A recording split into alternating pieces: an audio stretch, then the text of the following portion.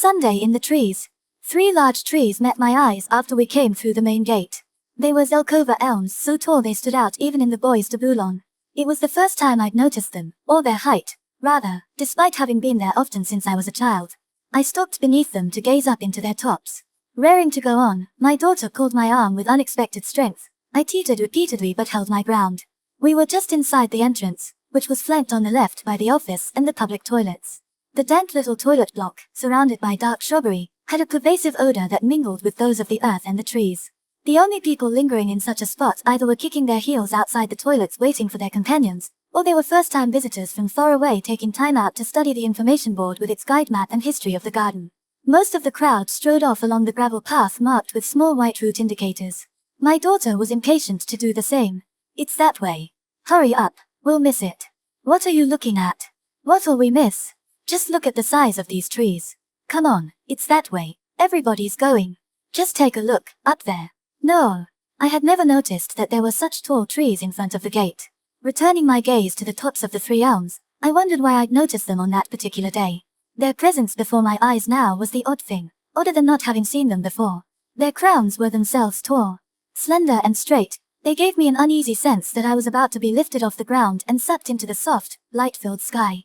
The early summer leaves were still young. They stirred coolly at the tips of the branches, giving off tiny gleams that flitted like insects. Mommy, don't do that, you'll pull my arm out of its socket. I'll pull it to bits.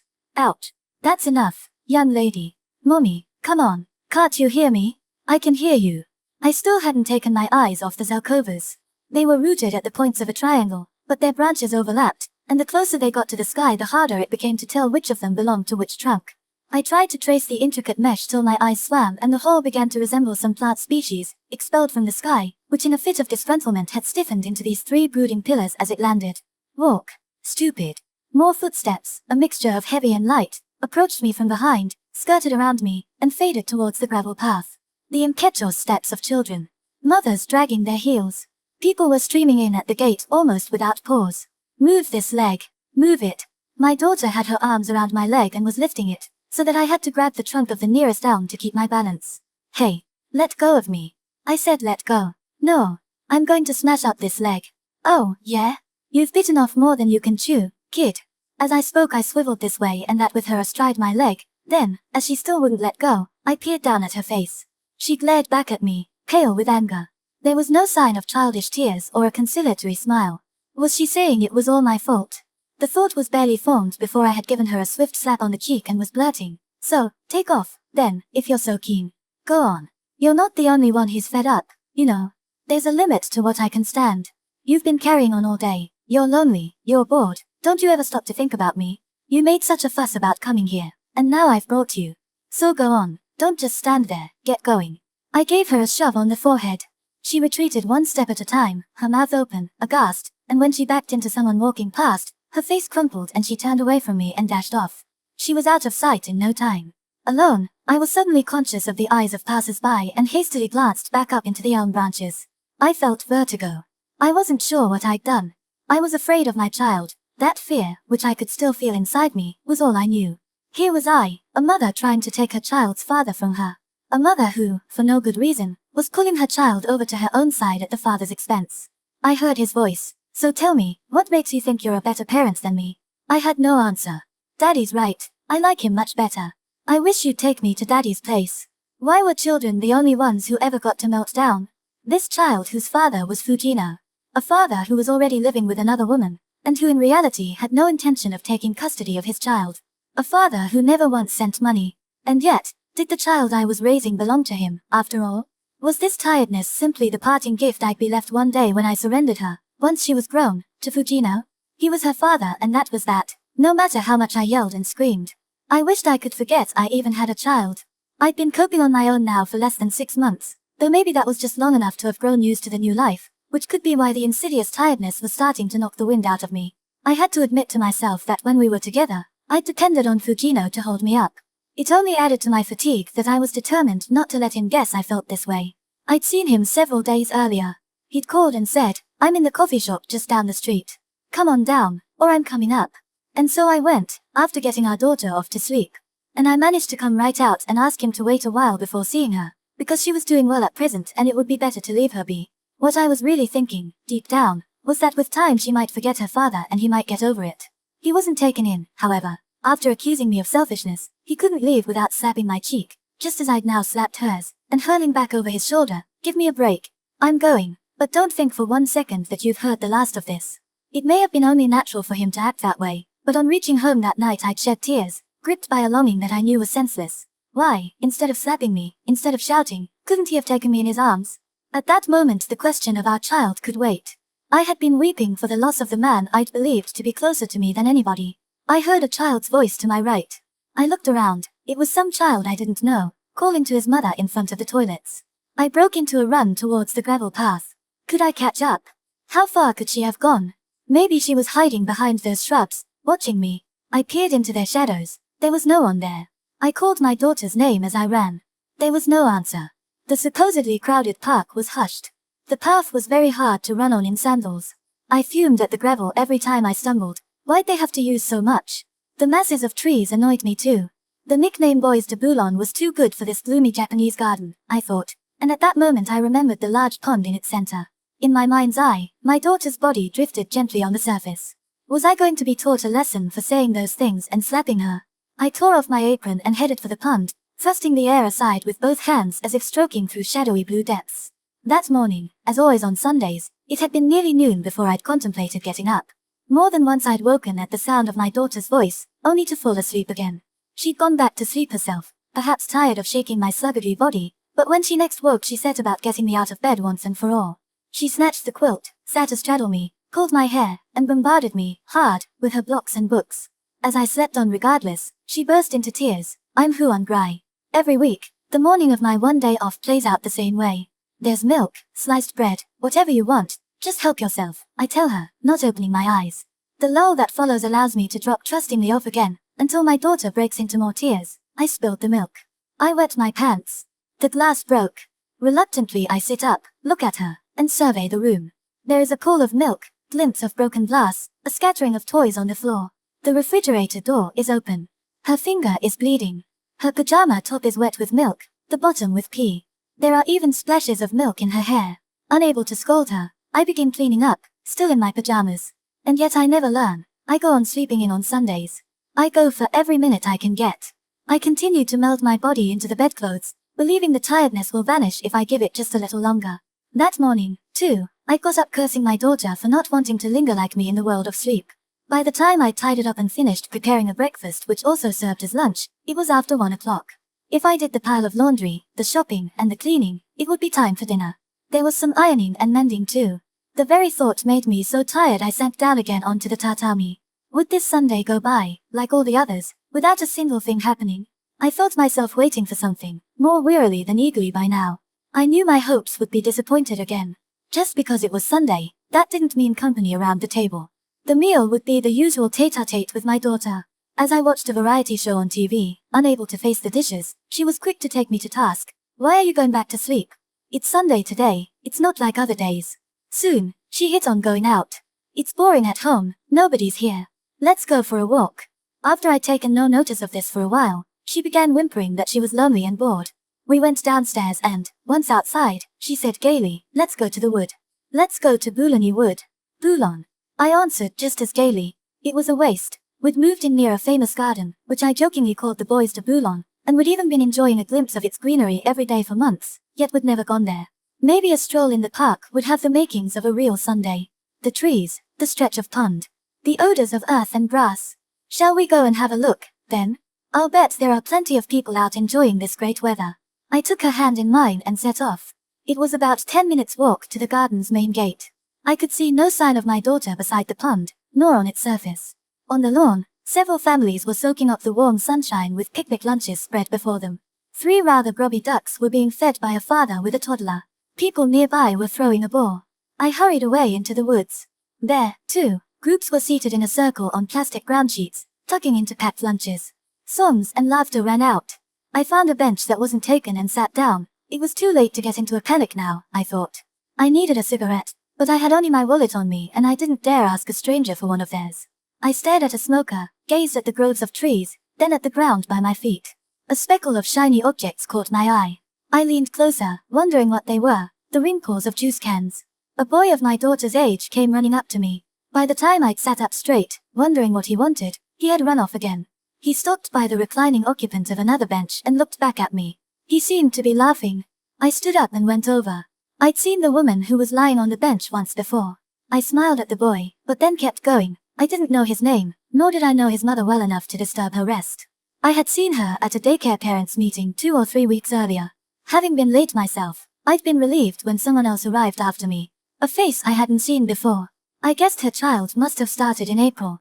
Her clothes were rather mannish, a dark brown t-shirt and jeans, but on her they just brought out her femininity. She had a fair complexion and symmetrical features. One of the staff asked her about her son's behavior at home, and I could tell from her answer that she was on her own too.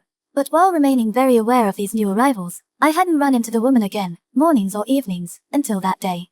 As I moved away from the bench, I was oddly agitated about whether she'd have remembered me if I'd spoken to her. There was no reason she should. I hadn't said anything back then that suggested I lived apart from my child's father. I had yet to inform the daycare staff, in fact. But might my face have seemed vaguely familiar? Now where was it we met, she might say. I would remind her, then ask, as an afterthought, are you on your own too? Did your husband pass away? Or, I had a feeling she would give me a straight answer. As I took a narrow uphill path out of the wooded area, I was still imagining the chat we would have. I was tremendously impressed by the calm of a woman who could fall asleep on a bench in a wood while her small child was with her. Lying there, she had seemed free of whatever it was that was still plaguing me. It hasn't been long, I'd say, but somehow I'm worn out already, being on my own. I just don't know how you do it. Right now, I've let my child out of my sight and I don't know where to start. This place is so big. That's easy, she'd say breezily, then she'd climb onto the bench and give a dashing whistle. My daughter would come smartly, like a retriever. That's how you call a child back. The woman would laugh, and she'd teach me the whistle. Well, now, she'd say, why don't we all play together? The garden doesn't close for hours. What shall we play? The children would clamor. Tag. Drop the handkerchief. It's a pity to waste this bench, I'd suggest. How about off-ground tag? Good idea. We'd begin to play. My daughter and I would work up a sweat at the game, something we hadn't done in quite a while. This is fun, don't you think? The woman would ask me, dropping her voice, and I'd nod vigorously. My steps gradually quickened as I continued up the pathway. The hill was just a knoll, a miniature mountain with a tea house at the top from which to enjoy the view, but the route did remind me of a mountain path with its hairpin turns and tree branches closing in from both sides. I reached the tea house at the top in less than 5 minutes. There I found my daughter, huddled asleep in a corner. I guessed she had cried herself to sleep. The sight of her curled up suddenly reminded me of a boy who'd hidden in a corner of the school hall when I was a child. He stayed missing half a day, and the rumpus that resulted involved the whole school as not only the teachers but the children were sent out to search for him. Rather than hang back in the classroom and be scolded, but not really meaning to look, I went to the hall, which I chose simply as a wide-open area that seemed to offer the fewest nooks to hide in. But once there I heard an eerie groaning in the wings of the stage, coming from behind the curtain. I panicked and ran off as fast as my legs could carry me. I told no one. I wanted nothing whatever to do with those eerie groans. I waited numbly in the classroom for the others to return. Before long, they started to troop back and let me know he'd been found. He was crying behind the curtain in the hall, crying because he'd injured his leg and couldn't move, crying because he'd peed his pants. What a dummy, they said. All he had to do was call out. I agreed. Why hadn't he called for help? I decided he was weird and didn't give him another thought. In fact, though, wouldn't the child have felt so intensely alone that he was afraid even to call for help? So alone that he'd had to hide behind the red curtain when there was nobody there. The boy changed schools not long afterwards. His leaving may not have had anything to do with the whole incident, but at the time I couldn't help feeling vaguely that it had. It seemed even more likely now. Up you get. You'll catch cold. I patted my daughter's shoulder. She sniffed hopefully and, instead of getting up, sagged against my knees. Oh dear. Well, then, stand up and I'll give you a piggyback. Millimeter, her eyes still closed, she stood unsteadily. Upsy-daisy. It was a while since I'd taken her on my back. She'd grown too heavy for me, painfully so. Straightening up under her weight, I felt giddy and teetered for a moment. But, I thought, from now on I had to do what fathers did for their children as well. I should start practicing to be a father to her too at times. I began to descend the hill slowly, watching my footing. Having perhaps dozed off again on my back, my daughter was a warm, heavy lump. Upsy, daisy, I chanted quietly in time with my steps. The scent of azaleas well past their best was stifling. When we reached the bottom, I tried joggling her. There was no response. I rubbed my forehead and eyes, then walked on. The woman on the bench in the wood was no longer there. The child was gone too. And the last of the people around were packing up. I lowered myself onto the bench, half thinking it still held traces of her warmth. My daughter sleepily murmured something I didn't catch. I lifted my head and took in the treetops. Unlike the Zalkovas, they covered the sky densely. It was a dark wood seldom penetrated by the sun. How much courage would it take to spend the night there? There'd be not a glimmer of moonlight, let alone starlight. I suddenly thought I'd like to give it a try. At the same moment, my fear became real. There were probably plenty of people still lounging around the sunlit pond. I hurriedly stood up, took my heavy daughter on my back again, and headed in that direction. Something shone in the shadows behind me and I felt an oppressive sensation, as if the thing were trailing insistently after me. The light was small but burning hotly. "Can you look and see if there's something behind us?" I asked my daughter, who was still groggy. Yawning, she looked around. "There's nothing there." "What about people?" "Yes, there's a man with glasses and an old lady and..." "That's okay," I broke in, disappointed. "Is something scary coming?" "Forget it, it's okay." I strode towards the sunlit pond. A wolf.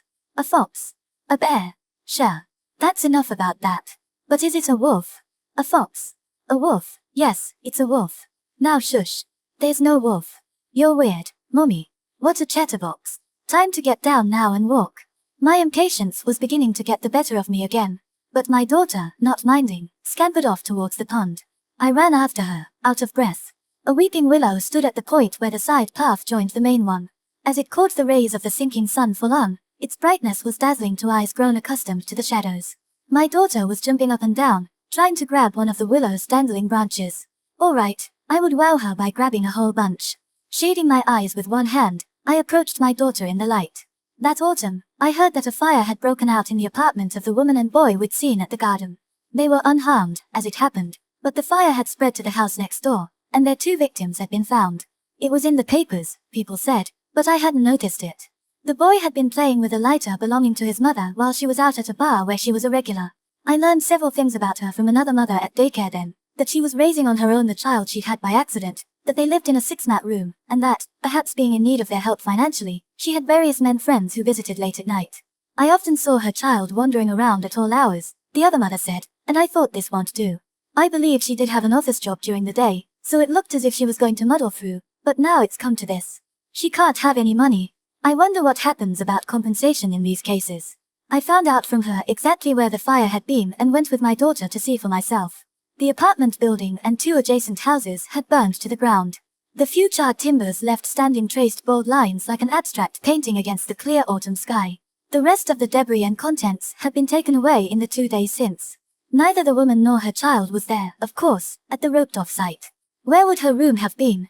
As my eyes followed the black lines of the timbers, I wondered to myself whether this could have been the origin of the hot light I'd felt behind my back that day. Still, I regretted that we hadn't been able to enjoy the brilliance of that willow together.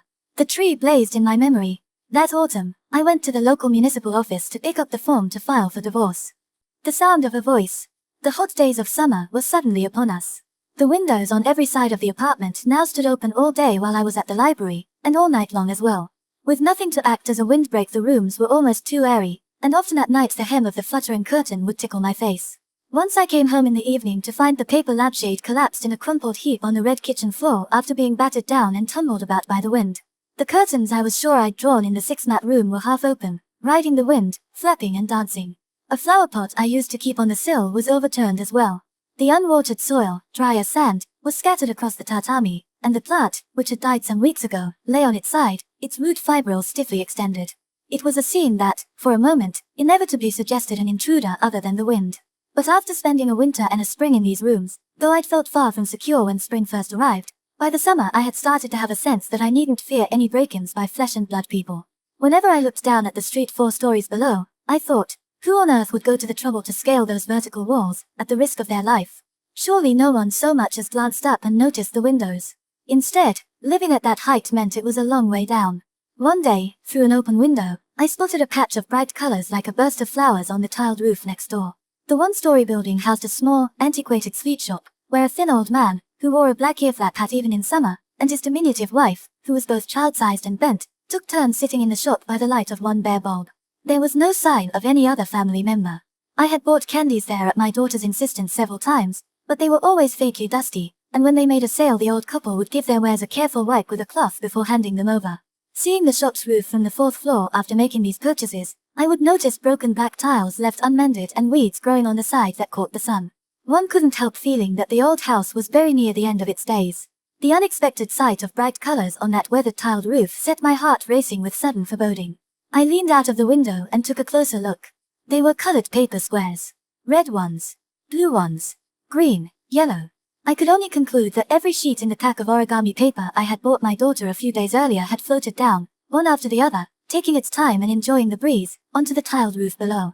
I pictured a small hand plucking one square at a time from the pack, reaching out the window, and release it in midair. My daughter, who had just turned 3, would have been laughing out loud with pleasure as she watched the different colors wafting down.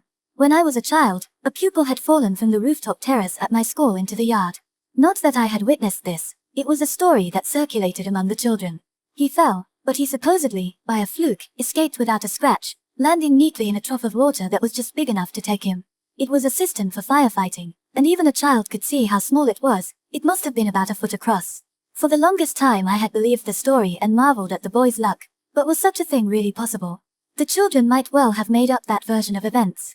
Maybe one of them saw the accident victim's body, noticed the nearby cistern, thought if only he'd landed in there, and in a moment of anger at the child who hadn't fallen where he should, decided to forget he was dead. Reality couldn't be as brutal as that.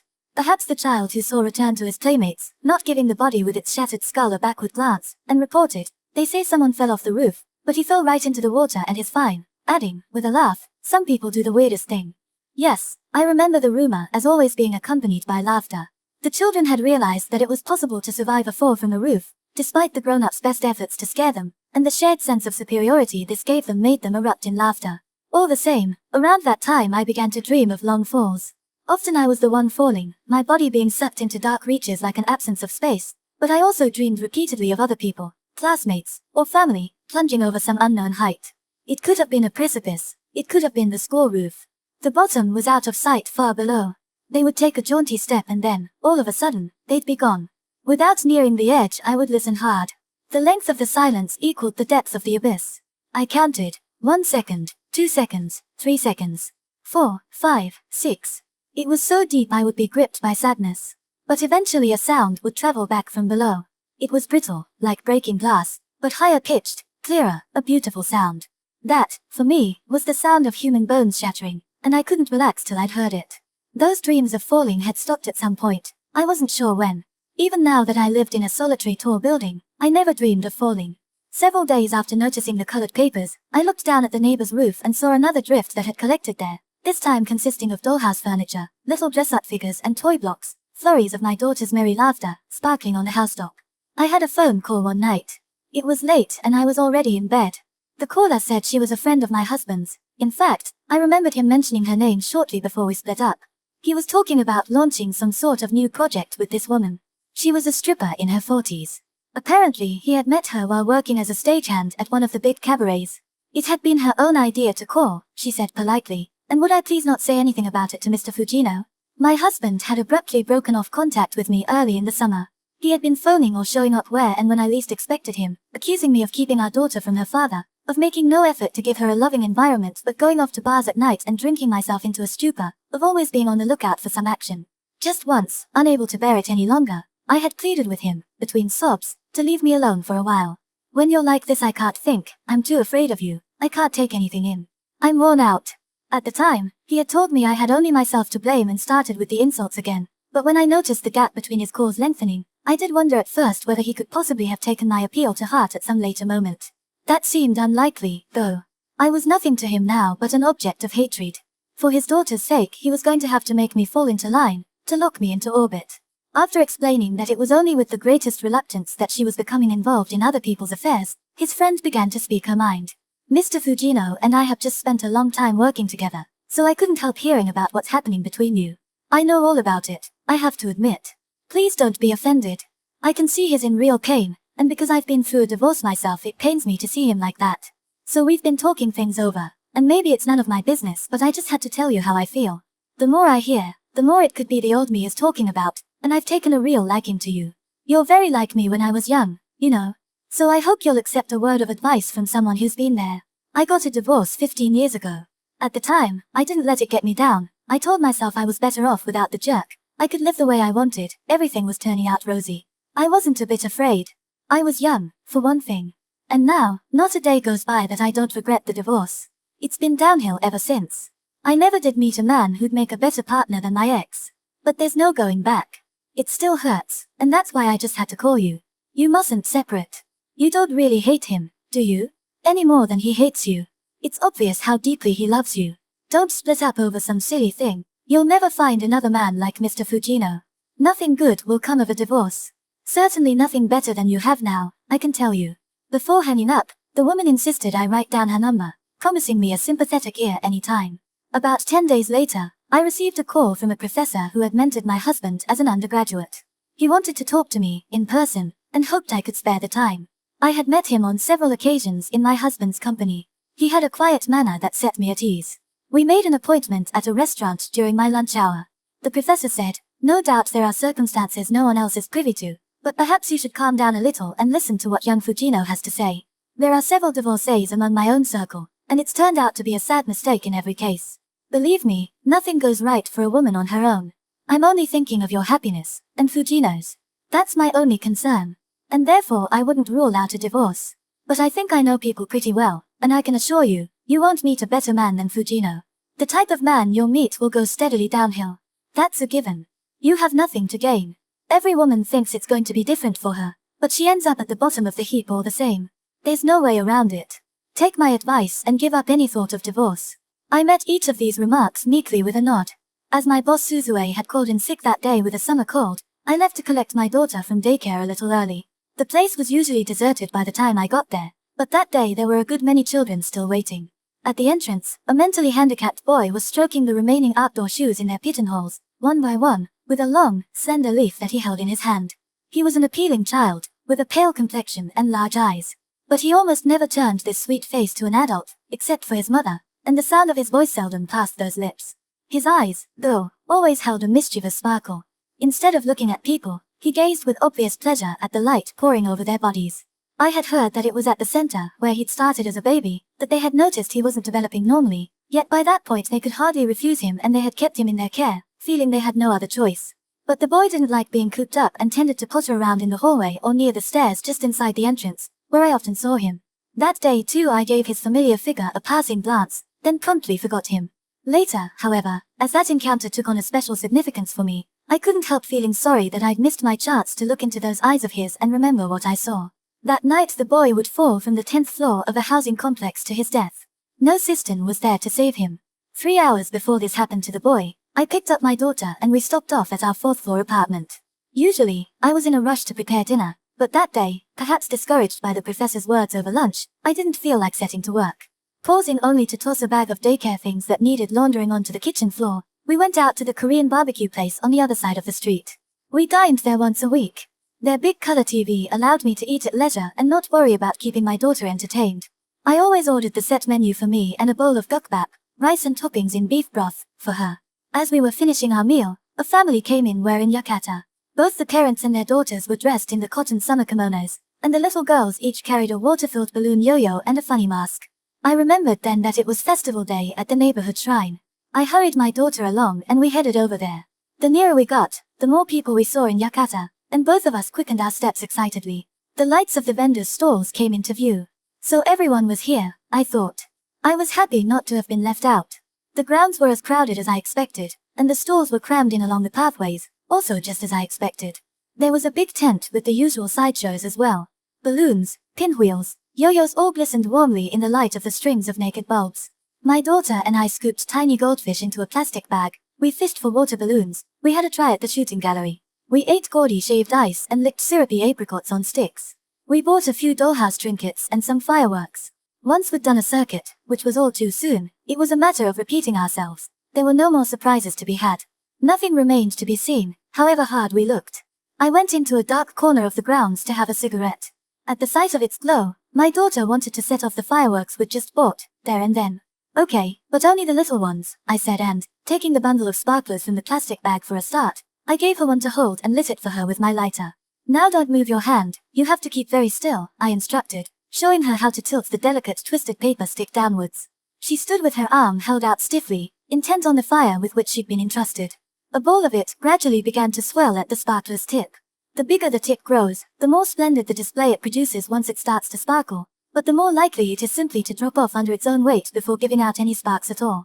The tip of my daughter's swelled steadily, then began to spark vigorously, but as it did, her hand wavered and the fireball fell to the ground. Oh, that's a shame. All right, have another try. And I'll do one too this time. I gave her another stick to hold and took one in my own left hand, then lit them both at once.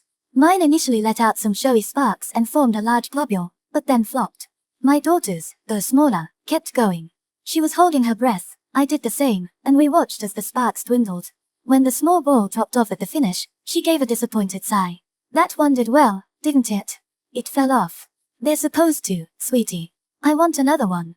Then see if you can beat me again. This time I'll really try, I said, handing her a new stick. Oh, how nice. Can we join you? A voice spoke suddenly above my head. I looked up in surprise. It was the mother of a daycare classmate of my daughter's. Her little girl had already crouched beside mine. I'd barely spoken with the mother till now, but my daughter mentioned the child's name practically every day. Both the mother and her daughter were dressed in yukata. Why don't we all have a sparkler competition? She went on. Sure, help yourself.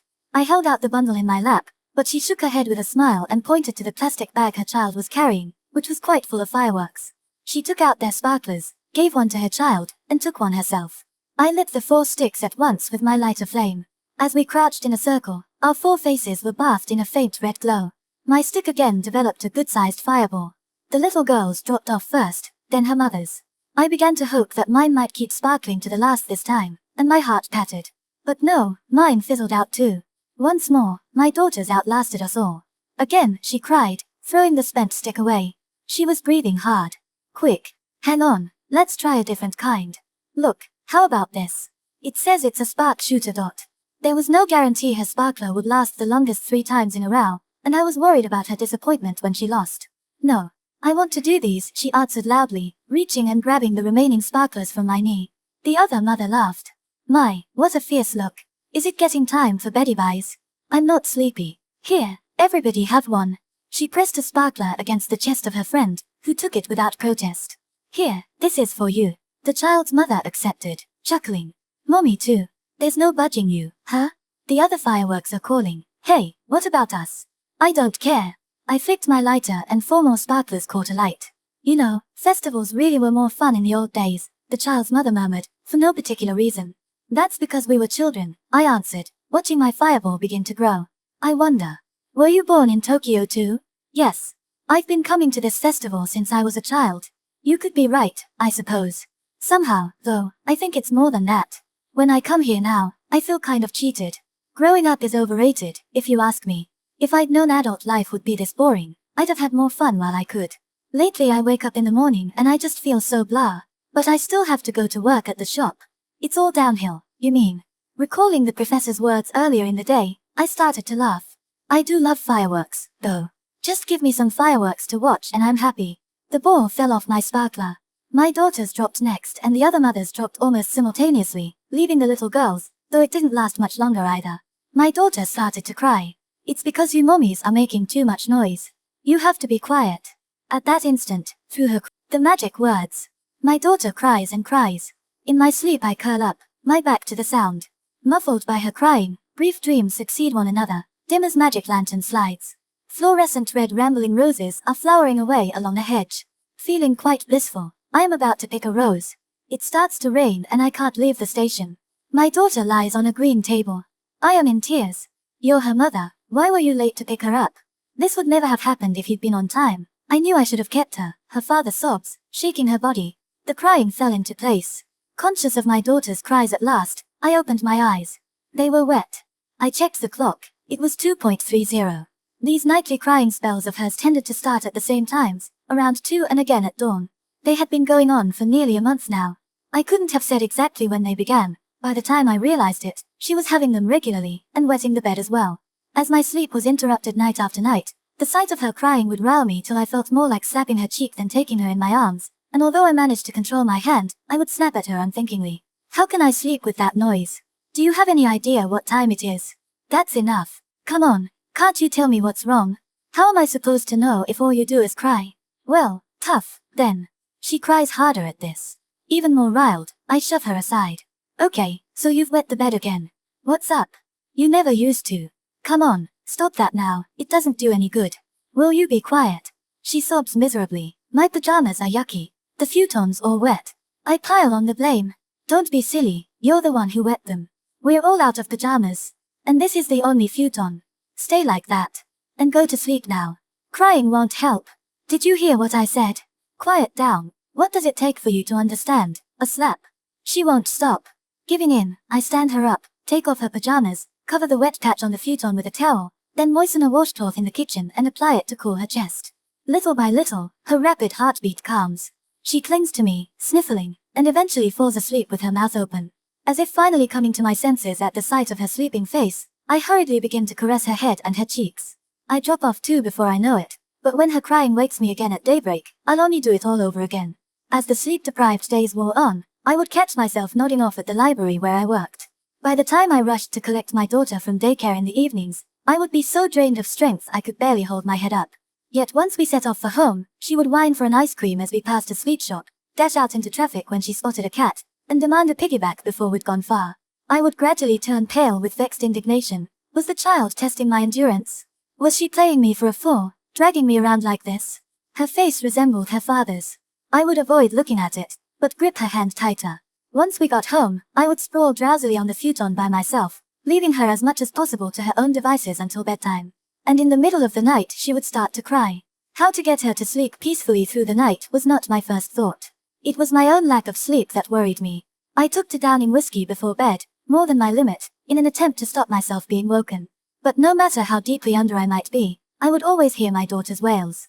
My head thick with alcohol, her incessant crying was more exasperating than ever, so that rather than go on like this, I'd almost want to put the wet towel over her mouth and nose. Giving her a half-hearted cuff on the head instead, I would go and throw up in the sink and mutter, help me, as I washed my face under the tap. That night, too, I had drunk myself under. My daughter's wails resembled the sound of waves. Once I sat up, I realized she was still alive. I rubbed my bleary eyes and looked at her. My hands and legs were trembling, and inside me her father's grief had outlasted the dream. Reaching out, I touched her on the arm, on the back. They were hot and soft to the touch. She was alive. I wasn't sure which was real, which a dream. My wild-eyed hope for the daughter I'd seen dead seemed to have come true with startling ease, but even if I dreamed it, I was so grateful for her return that I had to embrace her living body, amazed that the blessing of my daughter being alive had been granted to the likes of me. I don't know how long I held her, long enough to find she'd fallen asleep sucking on my pajama sleeve. I laid her down, slipped off her pajama bottoms and pants and took them into the kitchen. The uncurtained kitchen window let in enough light from the neon signs and street lamps outside to make the colors in the room distinguishable. After tossing the dirty laundry into the washing machine, I went up the stairs to the rooftop terrace.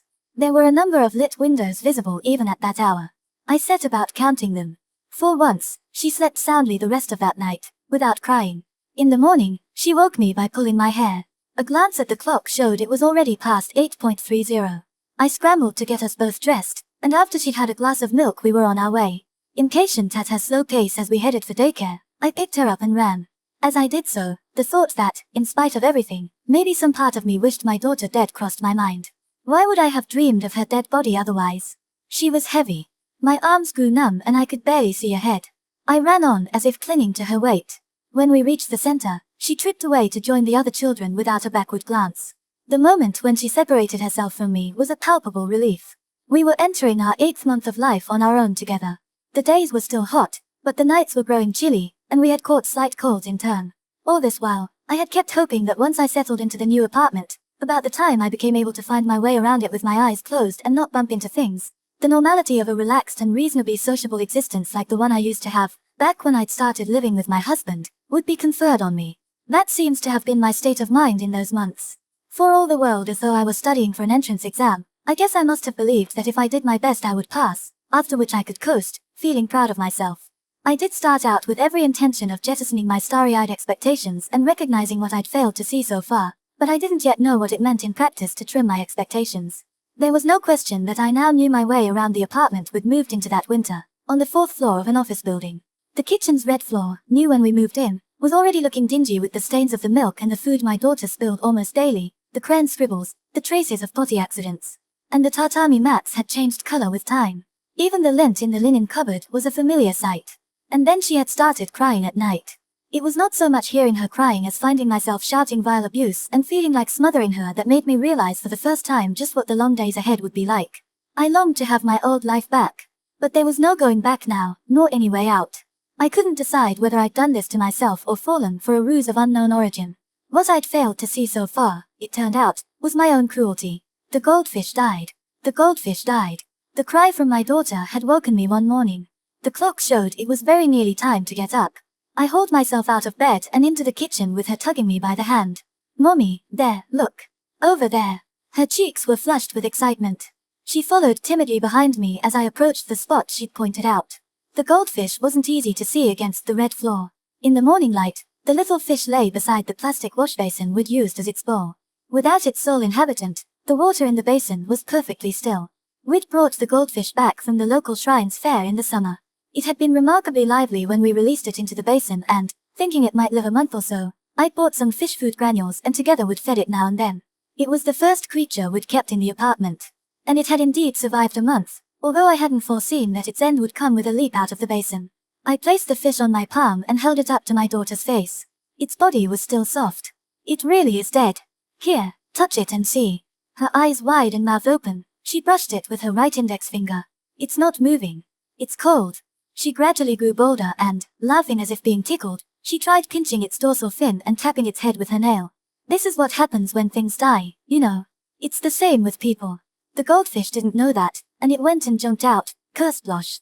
"Silly goldfish," laughed my daughter, seemingly delighted. "Don't you feel sorry for it?" "Ah. What shall we do with it?" "Pity to let it go to waste. Shall we eat it?" "Ooh," she exclaimed, startled. Keeping a straight face with some difficulty, I continued, "Not like this, of course. We'd cook it in soy sauce. You never know, it might taste very nice." "Ooh. No. I'm not eating a goldfish. Quick, throw it away." "You're sure?" "Okay, out it goes." "Pity, it looks so tasty. Do it quick." I discarded the goldfish in the vegetable peeling container in the corner of the sink. Then I lifted my daughter up to let her see it lying among the scraps. "It's not moving at all. You got it. That's why dead things go in the rubbish. You'd be like that too if you died, so don't you die, you hear me?" She nodded laughingly. Mine was the gaze that lingered on the goldfish's corpse, moving on only with regret. Had this been enough to distance my daughter a little from death? Around that same time, I had received a phone call from the daycare center just as my workday was coming to its close. In some agitation, the young teacher in charge of my daughter informed me that Fujino, her father, had taken her away. I'm afraid I may not have quite understood, but he simply dropped by to collect her, you see, and because I know him well by sight I thought that must be what you'd arranged for today, and I handed her over. I hope I did the right thing. In any case, I thought I'd better check. I practically jumped down her throat. Did he say where they were going? I half rose from my chair. Something told me this had been bound to happen sooner or later. No, he didn't say. Then it's what I thought. What time was this? No more than 10 minutes ago. Oh, how awkward. But, I must say, this wouldn't have happened if you'd made the situation clear. You could have asked. Why didn't you phone me before you handed her over? How were we to know? It's not as if yours is the only child we have to look after. I'm well aware of that. But, well, in any case, I'll go home immediately. If you hear anything, please contact me there. I put down the receiver and, with an apologetic bow to Suzue, my supervisor, who was staring at me, I ran out of the library, leaving catalog cards scattered on my desk. I thought of a taxi, but at that hour the train would probably be quicker. I descended the station stairs at a run and sat shaking on the train. I made it home in half an hour. Only when I opened the door and saw the place empty did I realize that rushing home hadn't brought me any closer to my daughter. My apartment would give me no clue as to where Fujino was taking her. But it made no sense to race over to the center now either. I hadn't a hope of picking up their trail in the streets. I could only wait where I was, after all. I didn't even know where Fujino was living. I'd gathered that he had moved in with a certain woman, but I wasn't sure of this. He had changed his address twice since we separated. That much I had heard directly from him. In a daze, I sat down at the table and waited. I was unable to act or to think. I couldn't bring myself to curse Fujino or to assume the worst, that he'd snatched my daughter. Time had stopped. I had lost consciousness with my eyes open. I could have gone on waiting like that for days, or indeed for years. Time restarted when a knock at the door made itself felt. Lunging like an avalanche from a great height, I flung the door open. "Mommy, here I am. It's Daddy. We went for a walk, Daddy and me." Her voice ringing with excitement, My daughter came bouncing towards me. Thrown off balance as I caught her, I leaned against the wall and gave her a hug. Her body was radiant. The dazzling light obscured everything around her. Placing her behind me, I looked out of the door, where there was a dark shadow. Hi. Just the thing for a beautiful day like today. Hey, no need to look so grim, I brought her right back, didn't I? I went up to the shadow and slapped it with all my might. I felt its body warmth through my palm. His cheek was warm. Keeping my eyes on Fujino, who stood there dumbstruck, I felt my tears well over like the juice of squeezed fruit. Before he could open his mouth, I slammed the door and locked it. I couldn't turn around. Behind me, my daughter stood motionless, not making a sound. With my face to the door, I took care not to let sobs escape my throat. Fujino knocked for a while, but after one final loud thud or a kick, perhaps, he stormed down the stairs. All was quiet behind my back. Though I longed to hold my daughter, I couldn't stem the flow of tears. How long did I stay there at the door? It was she who made the first move, wrapping her arms around me from behind and asking in a whisper, "Mommy, what are you looking at? Daddy isn't there anymore." I nodded, then turned around, and we went back inside. Stopping by the sink, I unlaced her hands from around my hips and stood her in front of me. Once I'd wiped my face and blown my nose on a towel, I hugged her close. "My head hurts." "I banned it," she mumbled as if to herself, turning her face away. "Does it? Then let's say the magic words, ouchie, ouchie, fly away. My voice shook as I spoke the playful children's incantation, while she watched my lips out of the corner of her eye. The head of the daycare center asked if she could have a few words as I was about to pick my daughter up the next evening. There's nothing harder on the child than leaving things dangling. For your little girl's sake, as well as your own, the sooner you reach a decision the better, whatever it may be. Until things are settled, we'll make it a rule not to hand your daughter over to her father, but if he were to force his way in here and refuse to take no for an answer, there's nothing we could do. Our staff are all women, for one thing, and we have no legal basis to turn him away. May I ask what your own plans are? I'm sure it's not easy to discuss this, but we do need to know a little more if we're to be confident about having her here. Up to now, we haven't seen any obvious changes in her behavior, but..." I replied that I wanted to get a divorce and bring up my daughter myself, and that I thought her father would probably agree to that, but I didn't yet know what to do about their seeing each other. He evidently wanted to be able to see her whenever he liked, but I couldn't accept that arrangement, because why had he left us, in that case? "Then, for now, you don't want her to see him?" the director asked. "Whatever we may decide in future, for now I'd rather she was left in peace. I don't want him unsettling her. Or does a child really need to continue seeing her father?" "It depends," she replied, "but, on the whole, it does seem to be better, for the child's sake, not to arrange meetings with the parent who leaves. That doesn't mean avoiding all contact, but it does seem to be the safer course." "I see." I hung my head. This was not the complete reassurance I had hoped for. As she rose to her feet, the director tried one last time to ascertain how I felt. "You have no wish to live together again, then?"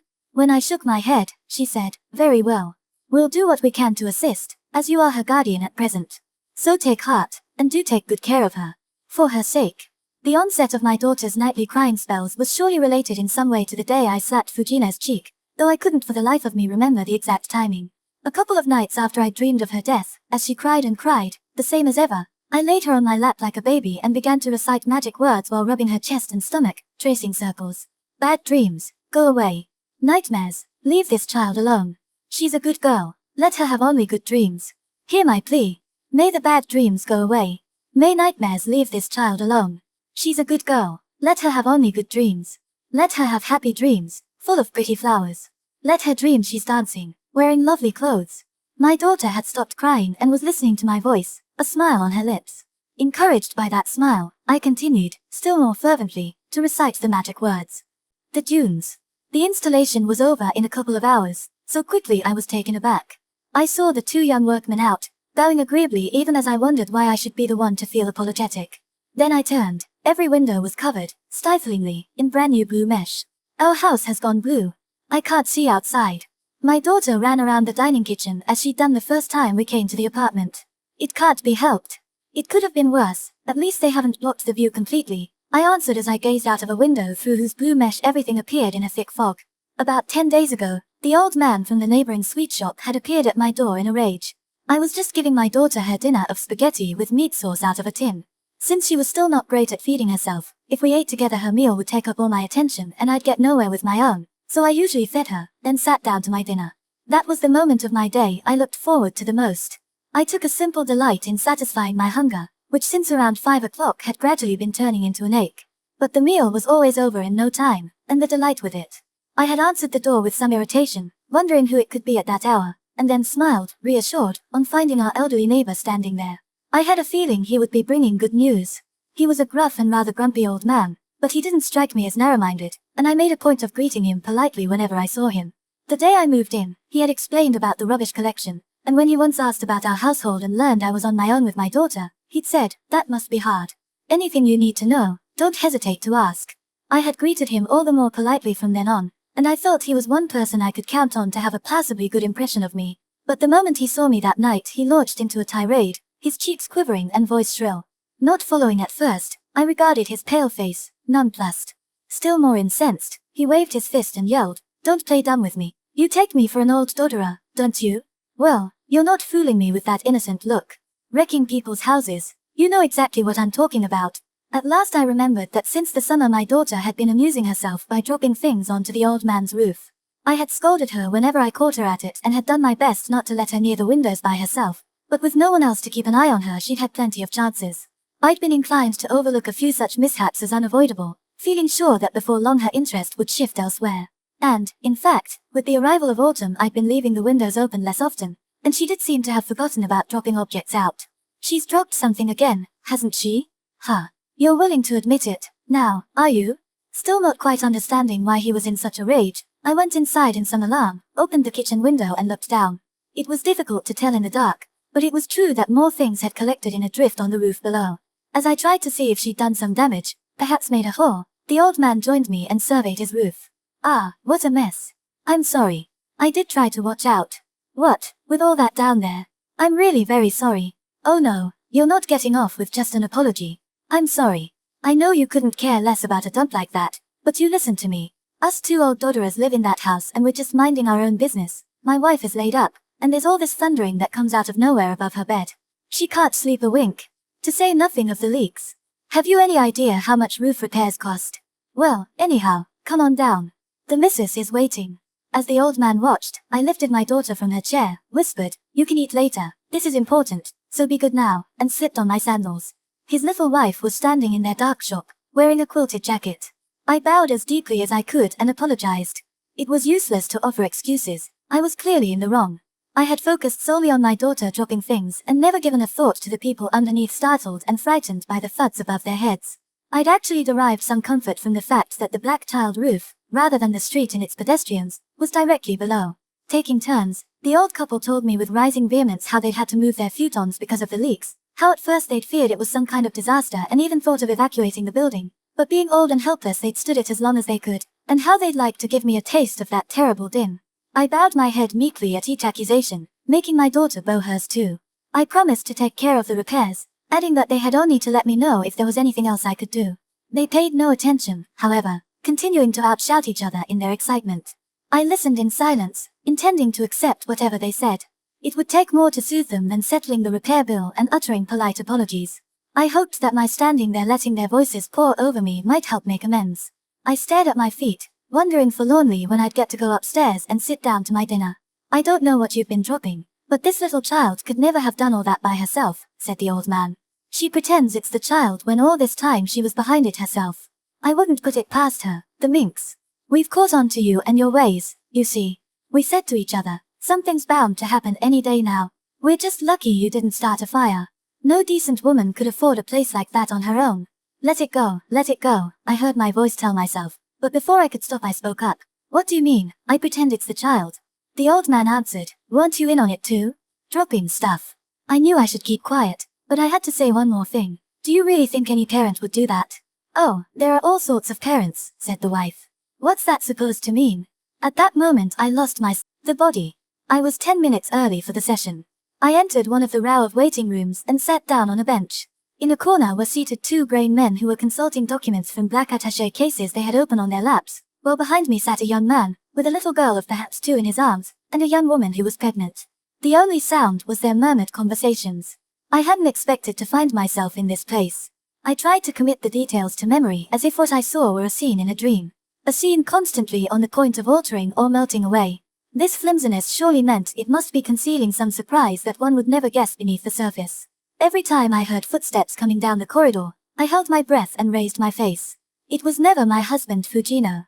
Wouldn't you know it, I thought, and returned my gaze to the other people in the waiting room. In my mind's eye I was vaguely sketching my own demeanor if Fujino did show up. What I should say, how I should look. Would I start by producing a deeper bow than necessary and thanking him formally for going out of his way to attend? Or could I carry off greeting him with a nostalgic smile and the words "I'm so glad you came. I was afraid you wouldn't." I overheard the young man holding the little girl say, "Don't worry, it seems the mother is nearly always granted custody." The child's cranky voice interrupted with something I didn't catch. Then the woman's voice continued, "But it's up to you in the end. Because this little one and the new baby mean the same to me. They're both my children." I know. Haven't I practically been a father to her? That's what's got me worried. He dotes on her, men do, don't they? So just say she's mine too. I had applied here in person about 2 months ago, but then completely forgot having taken that step, so that when the notice arrived I was mystified. I puzzled over the postcard, wondering why I'd received it, even though the word mediation, when I'd first heard it from Suzue at the library, had been enough to send me scurrying, acting on his advice, or, no, of my own accord, to the building where I now found myself. The men in the corner went out together, and through the same door a short middle-aged woman stuck her head in and called my name. I hurried into the corridor, where the woman, who was checking the adjacent waiting room, said in a hushed tone, "Oh dear, he doesn't seem to have arrived yet. What shall we do? Have you heard anything? We've not had any word from him." I haven't either. I'm sorry.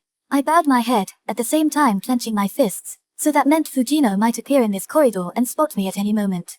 "Well, why don't you come into the mediation room, all the same? He may well join us still." "Certainly." Since I dreaded meeting Fujino in a place where I wasn't prepared, I hastened ahead of her to the room I had been assigned. Its numbered door was one of those lining the left-hand side of the corridor. The waiting rooms lined the right-hand side. Numerous waiting rooms were apparently required to allow the parties not to come face to face while they waited. The woman opened the door and ushered me in. Sunlight, almost too much of it for the pokey room, was streaming through the window panes. One person was already sitting behind a large desk, where the woman who had fetched me now joined him, seating herself in a black swivel chair. She invited me to sit down and make myself comfortable. Smiling amiably at the older man, I chose one of several chairs placed haphazardly in front of the desk. "Is the other party not here yet?" asked the old man. "Evidently not. It's 5 past. I do wish people would be on time." "I'm awfully sorry," said the middle-aged woman. "I'm sure you're very busy." Stammering, I added my own apology. The old man addressed me. "Well, there's nothing for it but to wait a little longer, as we can't start unless both parties are present. We're expected to wait 30 minutes. "Oh, I'm so sorry. Although if he did show up half an hour late, we'd have our work cut out. There's the appointment after this one to think of, you see." "That's right," said the woman. "You were handling." They resumed a desultory conversation, not looking at me. After 10 minutes, she stepped out to look for Fujino and returned alone. "If you ask me, he's not coming," said the man. "You might be right. I wonder what's keeping him. He could at least have got in touch," his colleague sighed. "He won't come today. If they would only tell us in advance, we'd waste a good deal less of our time like this. These cases are most frustrating." I bowed my head to them both again. So Fujino wasn't coming. I might have known. I recognized that all along I'd been bearing in mind, with a hint of hope, that he wasn't likely to show up in a place like this. And at the thought of that probable no-show Fujino actually showing up, there was a catch of apprehension in my breath. It had been decided, however, that he wasn't coming. The moment I was certain of this, more certain than the 2 people in front of me, I felt my body gently relax. "Rather than wait for him here like this, would you prefer the waiting room? I'll call you again when the time is up." Returning hurriedly to the waiting room, I sat down on a bench, my legs sprawled in front of me, and lit a cigarette. 5 minutes passed, then 10, no Fujino. By now I wanted to get out of that building just as soon as I could. I was called once more to confirm my intentions. "It's a pity about today, but will you leave your petition standing?" I nodded without hesitation. Now that I'd tried once to summon Fujino, I could only keep on trying. Whether or not this was all a dream. Very well. One has to be patient. People who are summoned tend to take a good while to respond. It can sometimes take a year or 2. "When shall we make the next session?" I noted the agreed date and time in my appointment book and left the room. I closed the door, walked a few yards slowly, then broke into a run. I couldn't stop myself. For the first time that day, my legs were trembling. From then on, I expected to hear from Fujino. Not having shown up at the mediation session, he would try to arrange to meet me somewhere else. Or so I'd convinced myself. Christmas was over and the year was drawing to a close. My daughter was eagerly awaiting the New Year festival while happily reliving Santa Claus's visit to her daycare and his patting her on the head. When she talked about her father, she had taken to calling him Old Daddy. This was her deft way of working around her mother's aversion to the word daddy, and once she'd hit on it, she started telling me the memories she had inside her. I listened non-committally. She talked about her father as if describing someone her mother wouldn't know. Speaking of a trip to an amusement park as if it had been just the other day, she was full of enthusiasm. You should get him to take you too. Don't worry. I bet he will. Fujino's phone call came on the library's last day before the holidays. We agreed to meet the following day in a coffee shop. Neither of us mentioned the mediation. The next day was the last day of daycare. After taking my daughter there in the morning, I dropped in at the hairdresser's for a shampoo and wave. Back at the apartment, I put on makeup and, after much indecision, a dress I'd bought after he and I separated. When I was ready, I phoned my mother and asked if my daughter and I could come over the following evening and spend the new year with her. She agreed, her tone seeming to imply that there could hardly be any other way of spending the holidays, could there? The previous year, I had stayed the nights of the 2nd and the 3rd of January with her. It was the first time I'd spent the night there since I'd gone off with Fujino and moved out. But I had chosen this stay to tell my mother that we were separating and I was setting up on my own. After putting my daughter to bed, I invited my mother to join me in a whiskey and, while kicking at a marinated salmon delicacy she'd prepared, I reluctantly broached the subject. Fujino had urged me to do it during the new year. When we returned to our home, he'd greeted me with relief. He'd thought I wouldn't be back. During the month that followed, I neither went to see my mother nor phoned her. Not until Fujino had left and my daughter and I were installed in our new place. I couldn't immediately find the coffee shop he'd named and was a little late for our rendezvous. He was seated by a window. As he caught sight of me, he half rose and smiled, his face flushing as he did so. My own smile was equally ill at ease. As I'd anticipated, he began by mocking me for resorting to mediation. That's for people who have property worth fighting over. It's no place for someone like me without a penny to my name. I'm sorry, but I can't even afford child support. Surely you know that. I nodded, then explained what had led me to apply. I'd wanted to be sure that our consent to divorce was truly mutual, to avoid complications later. Ideally, of course, we'd talk things through between the two of us, but I for one would become emotional, and all in all I had a feeling we'd never get anywhere without a third person present. Besides, I thought it might be best to have an official record of what we decided. All this I explained in my defense. As I spoke, I glanced around the interior of the coffee shop that Fujino had chosen, trying to gain some sense of his present life. The chairs were dark red leatherette. The walls were patterned with intertwined foliage in a strangely vivid green. We'd had quite a number of rendezvous in coffee shops before now. The ones where he'd always asked me to meet him were near my work or in my neighborhood. Sometimes, late at night, I'd had no choice but to bring along our sleepy daughter. But these conversations always took the same course. Each of us started out meaning this time to close the gap even a little, ready to share the blame, hopeful that the situation might still resolve itself naturally. And, instead, one of us would soon take some casual remark amiss. And once we stumbled, it was all we could do to protect ourselves from each other's emotions. Fujino would lament and curse at how I'd changed, whoever was that woman he used to know, and I would fall silent. That day, too, the words official record set Fujino off. Do you trust me so little? And we seemed about to go down the usual route. You're the one who can't be trusted, if you ask me. You think you're on to a good thing taking it to mediation. But what if I told them what you're like as a mother? Suppose I told them how you led on a guy like Sugiyama, who was a student of mine. What do you think would happen? I'd get custody, I guarantee you that. How could he have known about Sugiyama? With a shiver, I replied, if that's what happens after there's been a proper discussion, then so be it. Oh sure, when all you care about is not losing her. Yes, of course I do, but you feel the same way, don't you? If she goes to you, though, you've got to tell me where and how you plan to bring her up. You haven't told me anything. The color was beginning to rise in both our faces. What more is there to tell? I'm just carrying on with the life you know. Nothing's changed. I get up at the same time. I pick her up at the same time from daycare. What has changed? I broke off. Is you, he said. I shook my head. Anyhow, he went on, the fact is I can't take her, so there's no argument there. I can't even pay what I owe you, let alone child support, so I have to see things your way. But I can't stand how you take advantage of that. I would love to take her, if only I could, and I bitterly regret that I can't. You don't know how it feels, do you? That's why I at least hoped that, together. His face twisted and his voice grew tearful. This was going to end like all the other times. I took the plunge, though I felt my strength desert me. Oh, I know.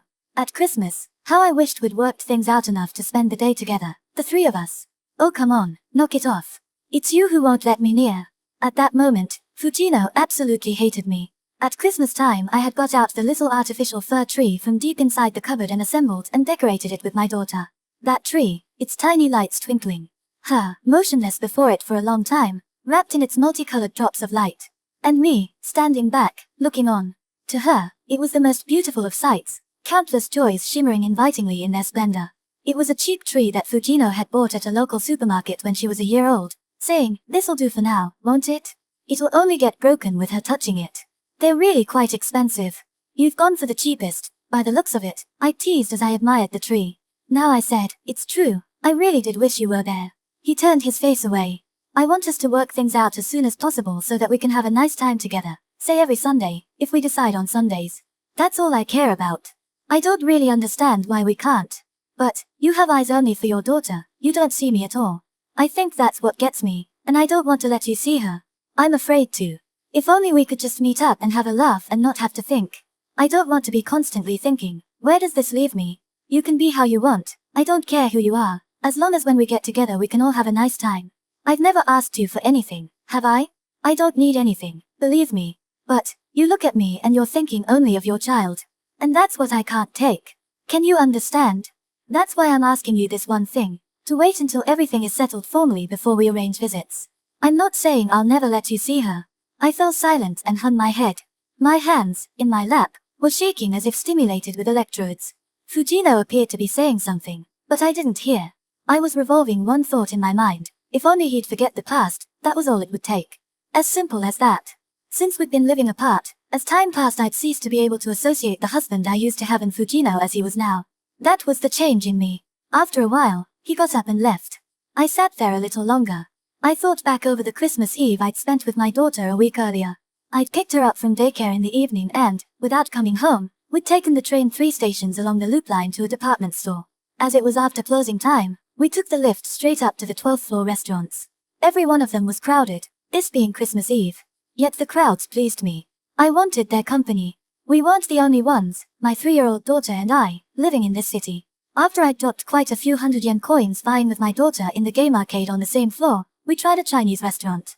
They had no table free, we would have to share. The other occupants were 2 50-ish women who wore showy earrings and rings. My daughter took a look across the table at their faces and her high spirits suddenly sagged. My energetic, "Well now, we're having a treat today, what would you like?" met with a flat anything as, head down, she raised only her eyes to me and answered in a small voice. My jolliness gradually became too much of an effort, so I sipped my beer, my idle gaze filled with the comings and goings in the busy dining room. Although I was prepared to take my time now that we were there, my daughter had barely picked at the special meal when she started to insist on going home. "Have a bit more. It's good, isn't it?" "I don't like it. I want to go home. There's nothing to eat at home. Eat up now or you'll get hungry. I've had enough. Let's go. I hate it here. Do you?" "I like it." She lost her temper and dashed her half-filled plate to the floor, where it smashed loudly. "What a thing to do, you naughty girl." The scolding set off a wail that carried through the whole restaurant. "I wanna go home. I wanna go home." I had to pick her up and make a hasty retreat. Once outside, by the time I stopped in front of the lifts, she was smiling and eager to get down and roam. Exasperating as this was, while glowering at her attempts to squirm free, I thought that, all the same, we were the only 2 people who wanted to go back to that apartment. When we started down the main street after getting off the train, this time she announced she had to do number 2. "We're nearly there, hold on. I can't do anything for you here in the street." I hurried her along, pulling her roughly by the hand. But she sobbed at once. I did it. As she was too discomforted to go a step further, there was nothing for it. I found a spot out of sight, took off her pants, wiped her bottom and put on the clean pair I had with me. When I straightened up with a sigh, I saw a man coming from the direction in which we were bound, staggering as he walked. As my daughter and I watched, he collapsed and let out a sound that echoed in the street. Weeping or moaning, I couldn't tell. "That man's crying," whispered my daughter, gripping my hand tightly. "He feels bad, he feels awful," I whispered back. "Make him better, Mommy." "Me?" She nodded, not taking her eyes off the shadowy figure in the road. I looked at her and bit my lip. Then I threw the dirty pants I had in my hand into a nearby rubbish bin and went over. An odor of vomit was in the air. My daughter's lapse had also left a lingering smell in my nostrils, and I felt a touch of dizziness. I crouched beside the figure. I began to stroke the back of the quietly groaning sufferer. The man was just a drunk, but his back was broad and hot. The body was a solid one. Its ears were so red, they seemed about to catch fire. My daughter reached out too and we stroked together, four-handed. He wore neither coat nor sweater, having apparently wandered out of doors from somewhere. Intent on stroking the stranger's back, I found myself drawn into a kind of fervor, as if praying for a miracle. It seemed we were stroking for a long time, but it may have been a matter of moments. We were so absorbed that when the back stirred and the body righted itself, it took us completely by surprise. The man had got to his feet. Open-mouthed, we watched him go. He hunched his shoulders painfully and tottered off towards the station, and we never even caught a glimpse of his face. He got better. He was feeling awful and now he's better, my daughter murmured. She seemed pleased. I called her to me and took a deep breath. The smell was still rank. Thank goodness. Hand in hand, we set off. Our hands felt glowingly hot from all that vigorous rubbing. I noticed a number of stars twinkling in the sky and exclaimed, "Stars! The colder it is, the more clearly they appear." That was the thought that came to mind. After the new year, I took a seat in the mediation room again. The same faces were there across from me, beside each other. I waited 10 minutes, a quarter of an hour, gazing at the high-rises I could see through the window. The sky was blue that day too, and the mediation room was warm and stuffy.